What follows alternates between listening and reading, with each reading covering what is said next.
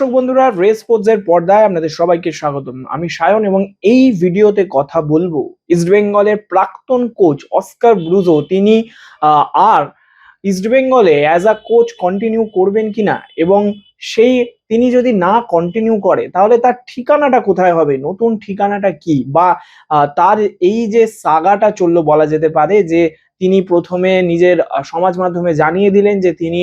ইস্টবেঙ্গলের হেড কোচের পদ থেকে ইস্তফা দিয়েছেন এবং তিনি আর কন্টিনিউ করবেন না, কিন্তু তারপরেও একটা সাগা চললো বলা যেতে, যেখানে ক্লাবের ম্যানেজমেন্ট দল তারা কিন্তু আবার একবার অফার করেছিল, ইনভেস্টর থেকে আবার একবার অফার এসেছিল, কিন্তু সেখান থেকে যখন একটা পরিস্থিতি তৈরি হয়েছিল যেখান থেকে হয়তো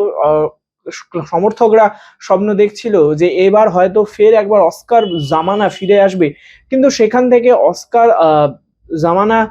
আর কন্টিনিউ হবে কি হবে না সেই সব কিছু নিয়ে এই ভিডিওতে আমরা কথা বলবো। প্রথমেই বলে রাখা ভালো, আজকে অর্থাৎ শনিবার অস্কার ব্রুজন তার সমাজ মাধ্যমে অর্থাৎ ইনস্টাগ্রামে তিনি কিন্তু একটি পোস্ট করেন এবং সেখানে কিন্তু তিনি বলেন যে যে কথাটা উঠছিল যে ইস্টবেঙ্গলের ম্যানেজমেন্টের তরফ থেকে কিন্তু তার কাছে অফার আসে এবং সেই অফার পেয়ে তিনি সত্যিই খুশি, কিন্তু তিনি একটি কঠিন ডিসিশন নিয়েছেন, তিনি আর অ্যাজ আ হেড কোচ ইস্টবেঙ্গলে কন্টিনিউ করবেন না। তিনি ধন্যবাদ জানিয়েছে সমস্ত ম্যানেজমেন্টের লোকজনকে, তিনি ধন্যবাদ জানিয়েছে ক্লাবকে, তিনি ধন্যবাদ জানিয়েছে ইস্টবেঙ্গল সমর্থকদের, এবং তিনি এর পরবর্তীকালে কোন ক্লাবে বা এর পরবর্তী সময়ে তিনি কোন একদমই বলা যেতে পারে কোন ক্লাবে তিনি কোচিং করাবেন সেই সমস্ত কিছু ডিটেলস কিন্তু সেই আপডেট কিন্তু পাওয়া যাবে খুব শীঘ্রই। তবে এইবার কথা বলি কি হয়েছিল এবং কি না হয়েছিল একদম প্রথম থেকে। মুম্বাই সিটি এফসির বিরুদ্ধে খেলতে যাওয়ার আগে অস্কার ব্রুজো তিনি কিন্তু সাংবাদিক সম্মেলনেই বলেছিলেন যে এই মরশুম শেষে তিনি ইস্টবেঙ্গলের দায়িত্ব ছাড়বেন, অ্যাজ আ হেড কোচ তিনি আর কন্টিনিউ করবেন না, এবং সেই রকমই কথা মতো যখন 22 বছর পর ইস্টবেঙ্গলকে আইএসএল এ চ্যাম্পিয়ন করলো, ঠিক সেই চ্যাম্পিয়ন করার পরেই কিন্তু তিনি সমাজ মাধ্যমে জানিয়ে দেন যে তিনি আর as a head coach continue করবে না ইস্টবেঙ্গলে, এবং এই হেড কোচ হিসেবে কন্টিনিউ না করার অন্যতম কারণ হিসেবে তিনি দেখিয়েছেন যে ভারতীয় ফুটবলের একটা প্রপার রোড ম্যাপ নেই, ক্লাবেরও কোনো প্রপার প্ল্যানিং নেই পরবর্তীকালে, এবং এই একটা প্রপার রোড ম্যাপ বা প্ল্যানিং না থাকার কারণেই তিনি নিজের ভবিষ্যৎ দেখতে পাচ্ছেন না ইস্টবেঙ্গল ক্লাবে, এবং ঠিক সেই কারণেই কিন্তু তিনি এই ইস্তফা দেওয়ার কথা বা ইস্তফা দেওয়ার সিদ্ধান্ত তিনি নেন, এবং সেই কারণেই কিন্তু অস্কার ব্রুজো তিনি কিন্তু ক্লাব ছাড়েন। কিন্তু ক্লাব ছাড়ার সাথে সাথেই কিন্তু ইমামি ম্যানেজমেন্ট এবং ইস্টবেঙ্গল ক্লাব তারা কিন্তু বেশ কয়েকদিন ধরে আমরা দেখেছি যে মিটিং করেছে নিজেদের মধ্যে, কারণ পরবর্তী মরশুমে কিন্তু এএফসি মূল প্রতিযোগিতা যে এএফসি চ্যাম্পিয়ন্স লিগ 2 এর প্রিলিমিনারি রাউন্ড তারা খেলবে, এবং সেই কারণেই কিন্তু দল গঠন করতে হবে, এবং সেই কারণে ইনভেস্টর হিসেবে ইমামি থাকবে কি থাকবে না, যখন এরকম একটা পরিস্থিতি তৈরি হয়েছিল যেখানে ইমামি থাকতেও পারে নাও থাকতে পারে এরকম একটা অবস্থা, সেখানেই কিন্তু সেই মিটিং চলাকালীন অস্কার ব্রুজো পদত্যাগ করে। সেখান থেকেই কিন্তু অনেকেই কিন্তু ধরে দিয়েছিল হয়তো ইমামির সাথে ইস্টবেঙ্গলের যে গাঁটছড়া সেটা কোথাও গিয়ে আলগা হচ্ছে, হয়তো নতুন ইনভেস্টর কেউ আসতে পারে, অথবা Emami as a investor East Bengal আর কন্টিনিউ করবে নাকি। এই অস্কার ব্রুজোর ছেড়ে যাওয়ার পরেই কিন্তু এরকম একটা স্পেকুলেশন তৈরি হয়েছিল, কিন্তু তারপরে দেখা গেছে যে ইমামিও কিন্তু কখনোই বলেনি যে আমরা ইস্টবেঙ্গলকে ছেড়ে দিচ্ছি, ইস্টবেঙ্গলও কোনো দিনও সামনে ইস্টবেঙ্গল ক্লাব কর্তারাও কিন্তু কখনো সেটা বলেনি যে ইমামি ক্লাব ছেড়ে দেবে বা Emami as a proper investor হিসেবে থাকবে না, বরং তারাও বলেছে যে হ্যাঁ, ইন্ডিয়ান ফুটবলের একটা প্রপার রোড ম্যাপ না থাকায় ইনভেস্টর হিসেবে ইমামিরাও কিন্তু অখুশি। কিন্তু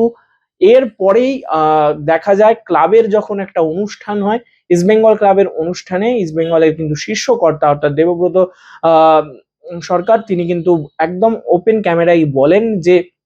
অস্কার ব্রুজোকে তারা রাখবে, অস্কার ব্রুজোকে তারা খুব শীঘ্রই অস্কার ব্রুজোর সাথে কথা বলা শুরু করবে, এবং অস্কার ব্রুজোকে কিন্তু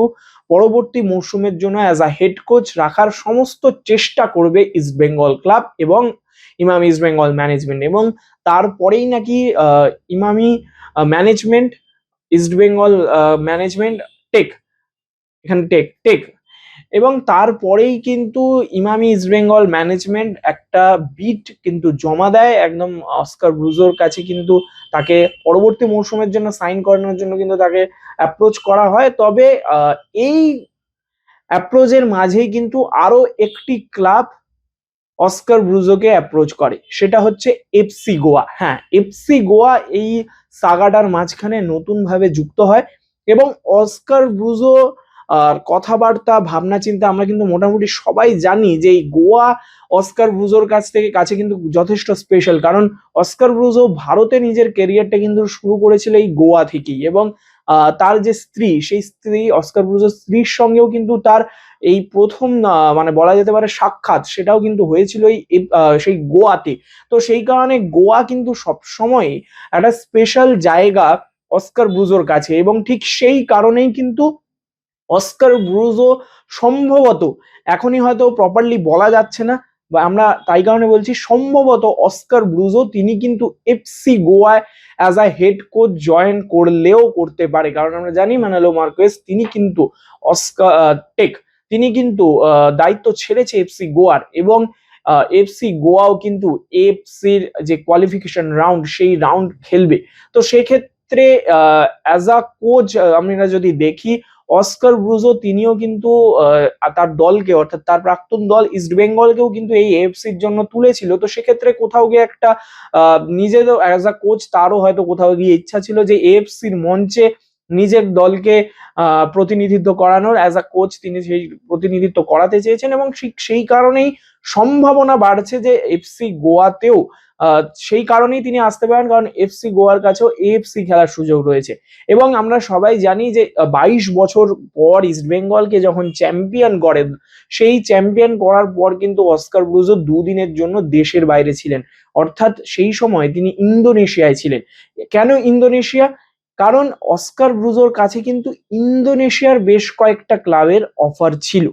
এবং সেটাও সম্ভাবনা রয়েছে যে সেই সময় অস্কার ব্রুজো এই ইন্দোনেশিয়াতেই গেছিলেন এবং সেই ইন্দোনেশিয়ার কয়েকটি ক্লাবের সাথে কিন্তু নিজে কথা বলেছেন, এবং সেটাও সম্ভাবনা রয়েছে যে Oscar Bruzon as a head coach কোথাও গিয়ে তিনি কিন্তু ইন্দোনেশিয়ার এই ক্লাবগুলোকেও টার্গেট করতে পারেন, সেখানেও কিন্তু তাকে হেড কোচের ভূমিকায় দেখা যেতে পারে। তবে যেটা প্রথমেই বললাম যে এএফসি খেলার সুযোগ, এএফসি তে দলকে প্রতিনিধিত্ব করার সুযোগ, এবং সেই কারণেই কিন্তু ইস্টবেঙ্গল ছাড়ার পর, ইস্টবেঙ্গলকে পুরোপুরি ভাবে না বলার পর এখন সব থেকে বেশি কিন্তু সম্ভাবনা বাড়ছে এফসি গোয়ারই। এবং এফসি গোয়ার নামটাও কেন নিলাম, প্রথমত দুটো কারণ। প্রথম কারণ হচ্ছে অবশ্যই এএফসি খেলতে পারবে এফসি গোয়া, এবং তার পাশাপাশি এই মুহূর্তে দাঁড়িয়ে ম্যানুয়েল মার্কুয়েজের বেরিয়ে যাওয়ার পর এফসি গোয়াও কিন্তু একজন ভালো কোচ চাইছেন, এবং এফসি গোয়াও কিন্তু পোস্ট করেছে যে আগামী 1-2 সপ্তাহের মধ্যেই তাদের যে নেক্সট কোচ কে হবে তারা সেটা ফাইনাল করে দেবে। তো সেক্ষেত্রে অস্কার ব্রুজো কিন্তু এমন একজন কোচ যিনি কিন্তু নিজেকে প্রমাণ করেছে ভারতের মঞ্চে, এবং শুধু প্রমাণ নয়, গোয়া কিন্তু এমন একটা প্লেস যেখানে কিন্তু এই অস্কার ব্রুজো তিনি কিন্তু যথেষ্ট প্রেফার করে সেই জায়গাটাতে। তো সেক্ষেত্রে বলা যেতেই পারে সবকিছু ঠিকঠাক থাকলে অস্কার ব্রুজোকে আমরা লাল হলুদ ডাগ আউটে না দেখতে পেলেও এবার কিন্তু এফসি গোয়ার ডাগ আউটে দেখলেও দেখতে পারি। এখন দেখার সেই কনফার্মেশন নিউজ সেটা অস্কার ব্রুজো নিজে জানান কিনা, নাকি তার আগে এফসি গোয়াই সেই খবর আমাদের সামনে তুলে ধরে।